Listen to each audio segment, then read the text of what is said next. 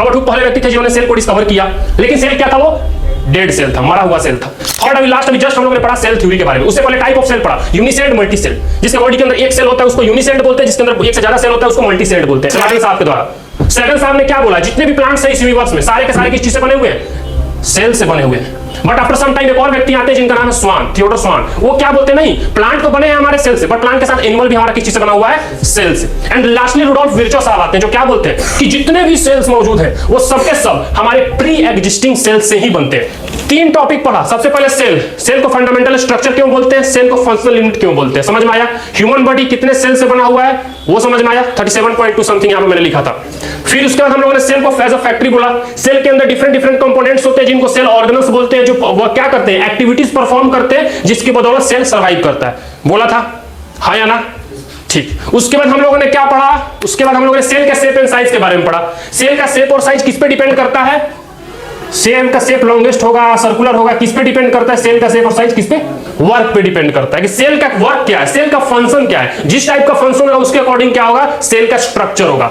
जैसे मस्कुलर से अगर हम लोग बात करें मस्कुलर सेल्स की, मसल सेल्स की, इसका काम कॉन्ट्रैक्शन एंड रिलैक्शन करने का होता है, ये सिलिंड्रिकल शेप का होता है। तो डिफरेंट अल्टीमेट। फिर उसके बाद हम लोगों ने ह्यूमन बॉडी का सबसे स्मॉलेस्ट सेल पढ़ा, आरबीसी।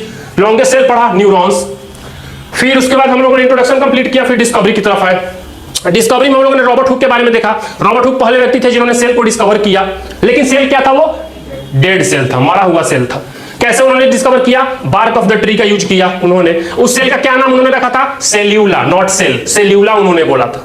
फिर after some time Robert Brown आते हैं जो न्यूक्लियस के बारे में डिस्कवर करते हैं, जो brain of the computer brain of the cell होता है, जो पूरे के पूरे सेल को क्या करता है? मैनेज करता है। फिर उसके बाद हमारे एंटोनी वैन लीवेनहॉक आते हैं जो क्या करते हैं? लिविंग सेल की डिस्कवरी करते थे पॉन्ड वाटर का हेल्प से। ये हम लोगों ने पढ़ा था डिस्कवरी ऑफ सेल के अंदर। कोई दिक्कत? थर्ड अभी जस्ट हम लोगों ने पढ़ा सेल थ्योरी के बारे में। उससे पहले टाइप ऑफ सेल पढ़ा, यूनिसेल्ड, मल्टीसेल्ड। जिसके बॉडी के अंदर एक सेल होता है उसको यूनिसेल्ड बोलते हैं, जिसके अंदर एक से ज्यादा सेल होता है उसको मल्टीसेल्ड बोलते हैं। Am I right? फिर उसके बाद सेल थ्योरी पढ़ा। सेल थ्योरी क्या है? Cell theory is the principle. वो एक प्रिंसिपल्स है, एक फंडामेंटल्स है, फाउंडेशंस है, जो सेल के बारे में क्या किया? बताया तीन डिफरेंट साइंटिस्टों के द्वारा। सबसे पहले बात करते हैं स्लेडन साहब के द्वारा। स्लेडन साहब ने क्या बोला? जितने भी प्लांट्स हैं इस यूनिवर्स में सारे के सारे किस चीज से बने हुए हैं? सेल से बने हुए हैं। बट आफ्टर सम टाइम एक और व्यक्ति आते हैं जिनका नाम है स्वान, थियोडोर स्वान। वो क्या बोलते हैं? नहीं, प्लांट तो बने हैं हमारे सेल से, बट प्लांट के साथ एनिमल भी हमारा किस चीज से बना हुआ है? सेल से। एंड लास्टली रुडोल्फ विर्चो साहब आते हैं जो क्या बोलते हैं कि जितने भी सेल्स मौजूद हैं वो सबके सब हमारे प्री एग्जिस्टिंग सेल्स से ही बनते हैं। कैसे? उनके अंदर सेल डिवीजन होता है, इसलिए हमारे बॉडी के अंदर भी कंटिन्यूअस सेल डिवीजन होता है। नए सेल मरते हैं, नए सेल, पुराने सेल मरते हैं, नए सेल का फॉर्मेशन होता है, जिसकी वजह से हमारे बॉडी का भी ग्रोथ होता है। पहले हमारा हाथ इतना बड़ा था, अब हाथ हमारा इतना बड़ा है। तो बॉडी का स्ट्रक्चर ग्रो हो रहा है हर एक एंगल से due to the cell division. नए पुराने सेल मरेंगे तभी नए सेल का फॉर्मेशन होगा। अब ये सेल जब दो पार्ट में टूट गया, दो नए सेल बन गए, तो पुराने सेल का एग्जिस्टेंस रहा क्या? ये तो एग्जिस्टेंस इसका ऑलरेडी खत्म हो चुका, इसका अस्तित्व तो अब खत्म हो गया। अब दो नए सेल मिल गए, अब इसको तोड़ने से बनेगा, इसके तोड़ने से बनते चलेगा, ग्रोथ होते चलेगा, और हजारों लाखों सेल बनते रहते हैं, मरते हैं, बनते हैं, मरते हैं, बनते हैं, मरते हैं। तो ये था, that is about the cell theory. Cell divide हो जाते हैं, सेल डिवाइड हो जाएगा बाबू, तो इसका एग्जिस्टेंस खत्म हो गया बॉडी से। ये तो ऑटोमेटिक सेल हमारे बॉडी से गायब हो गया, दो नए सेल बन गए, बने कि नहीं बन गए अल्टीमेटली। फिर इसका ब्रेकडाउन होते चलेगा, फिर इसका ब्रेकडाउन होते चलेगा, कंप्लीटली सेल डिवाइड होते चलता है, और ये प्रोसेस कंटिन्यूअस चलते रहता है। इसलिए बोला जाता है, सुने होगा, सेल रिपेयर करने की जरूरत है हमें। सेल रिपेयर करने से क्या होता है? हमारे बॉडी पे निखार आता है, नरिशमेंट आता है। भी बहुत चीज आप लोगों ने सुना होगा, हेल्दी डाइट लीजिए, ये खाइए, एक्सरसाइज कीजिए, ये करिए, वो करिए, बहुत चीज आप लोगों ने सुना होगा, जिससे सेल को हम लोग क्या रख सकते हैं? प्रॉपर फिट एंड फाइन रखते हैं। फिट एंड फाइन करने का मतलब हम लोग सेल को अल्टीमेटली उस कंडीशन में रखते हैं जिससे सेल अपना, जो सेल के अंदर जो डिफरेंट कंपोनेंट्स प्रेजेंट रहते हैं, वो अपने वर्क को अच्छे तरीके से परफॉर्म करे। चाहे वो रेस्पिरेशन का हो, चाहे वो हमारे फोटोसिंथेसिस का प्रोटीन सिंथेसिस का प्रोसेस हो, या फिर चाहे डिफरेंट काइंड ऑफ कोई भी प्रोसेस हो, अगर सेल अपना काम सही से करेगा तो ही हमारा बॉडी काम करेगा अच्छे तरीके से। यहां तक में कोई दिक्कत समझ में आया? क्योंकि हमारे जो सेल होता है बाबू, इन सेल के मिलने से ही हमारा क्या बनता है? बॉडी के अंदर टिश्यू का फॉर्मेशन होता है। अब जब ये टिश्यू बनते हैं तो हमारे बॉडी के अंदर कोई पर्टिकुलर ऑर्गन बनता है, चाहे जैसे स्टोमक की बात कर लो, लीवर की बात कर लो, किडनी की बात कर लो।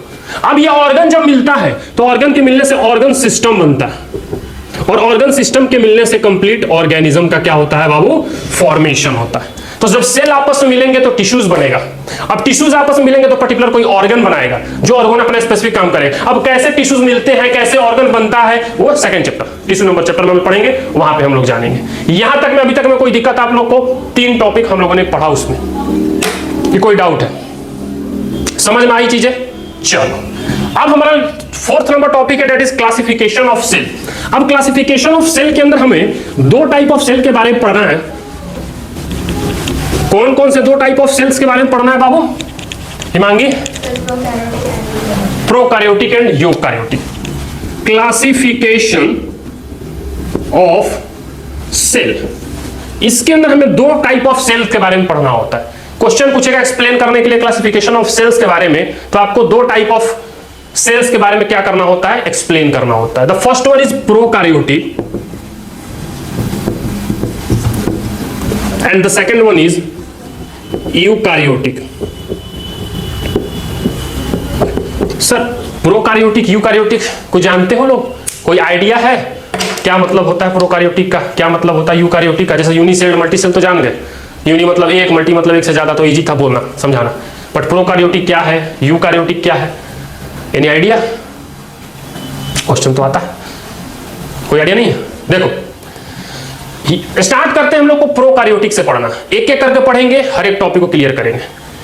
ये जो वर्ड जो तुम्हें दिखाई दे रहा है प्रोकैरियोटिक, अगर तुम इस वर्ड को समझ जाओगे तो इसके कंप्लीट मीनिंग को समझ जाओगे कि आखिर प्रोकैरियोटिक सेल होता कैसे है या फिर होता क्या है। ये जो प्रो है बाबू, इस प्रो का मतलब होता है प्रिमिटिव। प्रो का मतलब क्या होता है, प्रिमिटिव। और इस कैरियोटिक का मतलब होता है सेल, सॉरी सेल की न्यूक्लियस, न्यूक्लियस या सेल, न्यूक्लियस। अब प्रो का मतलब हो गया प्रिमिटिव, कैरियोटिक का मतलब न्यूक्लियस। यानी कि प्रोकैरियोटिक सेल वैसे सेल्स को बोला जाता है जिनके अंदर जो न्यूक्लियस प्रेजेंट रहते हैं वो वेल डिफाइंड न्यूक्लियस प्रेजेंट नहीं रहते हैं, उन सेल को बोला जाता है प्रोकैरियोटिक सेल। जो आप लोगों को समझ में नहीं आया होगा सर आपने क्या बक दिया कि सर प्रोकैरियोटिक मतलब वेल डिफाइंड नहीं होंगे, क्या मतलब सर वेल डिफाइंड तो नहीं समझे। हमारा ये सेल हुआ दिखाई दे रहा है, सबको विजिबल है। सेल के अंदर हमें मालूम है बहुत सारे कंपोनेंट होता है, साइटोप्लाज्म हो गया, न्यूक्लियस हो गया, बहुत सी चीजें होती है। हम बात कर रहे हैं केवल न्यूक्लियस में, क्योंकि कैरियोटिक का मतलब ही होता है न्यूक्लियस। यानी कि